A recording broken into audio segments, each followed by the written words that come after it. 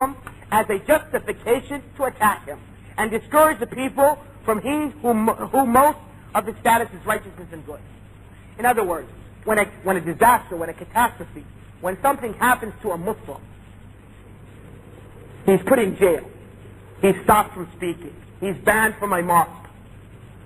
One should not take these events as an excuse to start attacking him. For a person who is known that most of his status is righteousness and good. So then you start attacking him because of these events and discouraging people from benefiting from him. The principle of the Ahlul Sunnah, the brother's right, is he whose correctness is greater than his errors are a gift for his correctness. In other words, his errors fall in front of his correctness. A person who is most of the time correct, most of the time upon the Sunnah, most of the time upon piety, then therefore those mistakes he makes are a gift for that which he's done correct. In other words, they're not counted in light of all that good he has. But then they say this does not prevent one to clarify his mistake or warn against that mistake with good behavior and without following him in that mistake. In other words, when a person makes a mistake, yes, we should be objective and we should remember his good merits. But that does not mean at the same time we cannot correct that mistake. That does not mean at the same time we cannot warn against that mistake.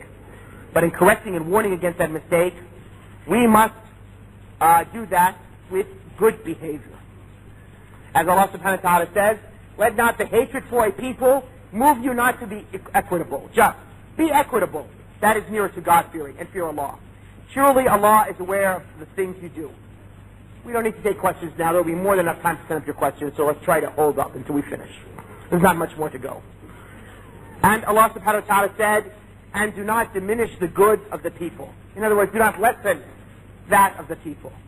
Ibn al-Qayyim, may Allah be merciful with him, has said, a great man who has a righteous foothold in Islam and who is held in a position of esteem by Islam and its adherents. Perhaps he may have an oversight or a slip, in which he is to be excused, indeed rewarded for his ijtihad. In other words, a great man, a person who is held in esteem in this religion, by the religion and by its adherents. Perhaps he might have a mistake, which he will be excused for and rewarded for his ijtihad. It is impermissible to follow him in this mistake, Ibn al-Qayyim says, and it is impermissible to destroy his position, his leadership, and his place from the hearts of the believers. So if a scholar makes a mistake, you do not wipe him out, and thereby destroying the place and the position he holds in the hearts of the believers. And this is from I'lam al-Waqi'in, volume 3, page 283. Ibn Taymiyyah says, if it is imagined that a scholar who has delivered many fatwa, a scholar has many fatwa in a number of issues, delivers a fatwa which goes against the sunnah of the Prophet ﷺ, or goes against the sunnah of the rightly guided successors of the Prophet ﷺ, al-Khulafa al-Rashideen, it is nonetheless impermissible to forbid him from giving fatwa under every circumstance. In other words, let us imagine there is a scholar who has given many fatwa, and in a fatwa or more, he goes against the sunnah of the Prophet ﷺ, or the sunnah of the rightly guided caliphs, successors of the Prophet ﷺ, who we were commanded to follow. It is impermissible because he goes against, in a fatwa or two or more, against the sunnah, that we say that he cannot give any more fatwa. And likewise, rather it should be clarified to him his error where he has contradicted the sunnah. And then Ibn Taymiyyah makes this observation. In every era since the time of the Prophet's companions and their successors and those after them, there has always existed among the scholars of the Muslims who fell into such. Volume 27 of the Fatawa, page 311. In other words, in every era of this ummah, from the time of the Prophet's companions to the time of the Tabi'een and every generation succeeding that, there have always been those scholars who have given so many fatwa upon the sunnah, but at times the fatwa go against the sunnah. Are they to be prevented from giving fatwa if they go against the sunnah? In some few fatwa after they've given thousands upon thousands of fatwa according to sunnah? No. Because since the time of the Prophet's companions, there has been men like this, scholars like this. But rather, he is to be corrected and to be shown when he has gone against the sunnah in. Let us come to the 9th issue. There's only 10, so we're almost coming to the end, brothers and sisters. Number 9 is honoring the scholars. Honoring the scholars and the leaders of the da'wah, praying for them, defending them, refuting those who belittle them, is among the greatest of the rights and a fulfillment of what they have rendered and continue to render from great efforts in serving Islam and the Muslims. Honoring the scholars and the leaders of the da'wah by praying for them, defending them, refuting those who belittle them, is among the greatest of their rights and a fulfillment of what they have rendered and continue to render from great efforts in serving Islam and the Muslims. I cannot imagine how there is people who claim themselves to be Salafi and belittle the scholars of this ummah. And think of themselves, just young youth, think of themselves that they can sit there and say, well, this scholar is worthless. This scholar is no good. This is not Salafiyah.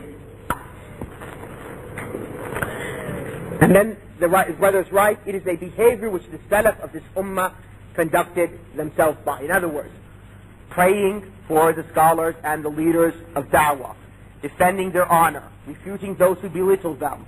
This is a behavior which the Salaf of this ummah conducted themselves by. The Messenger sallallahu alayhi wasallam has said, he who does not belong to us, he does not belong to us, who does not show respect to our old ones, mercy to our young ones, and recognizes the right of our scholars. And this is reported by Ahmed and the Hakim. We now come to the final matter, and then we'll open it up. We'll read what Ibn Baz said concerning this declaration, and we'll open up the floor for the brothers and sisters. The manners of seeking knowledge. This is something, the first 9 issues were issues of belief or ideas or issues of knowledge. Now we come to a practical matter. What is the manners which each one of you who want to seek knowledge should follow? They start, the brothers, by saying the correct approach for seeking knowledge is that the seeker begins with learning the Aqidah. And then they explain what they mean, the creed, Tawheed, and the summary of the creed of Ahl Sunnah. The summary, in other words, the major issues of the creed of Ahl Sunnah. From the books of the Salaf. And they give an example, like an Aqidah Wasatiyah. And it is also required upon, the correct approach for those seeking knowledge, is that it's required upon him to know and act upon the obligations of that moment which specifically befall upon him. In other words, every single one of us must know how to pray, because this is an obligation which falls upon every single one of us.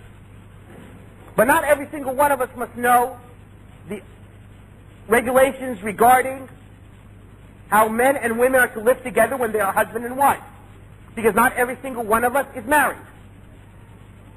And so therefore, any single obligation which is required upon you specifically, at that moment you must learn about. You must learn about first. So therefore it enters into what?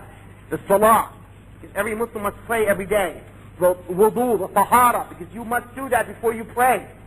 You also must learn how to fast, because that comes once a year, Ramadan. You also must know how to give your zakah, because that won't come once a year if you have money, if you have enough to give zakah.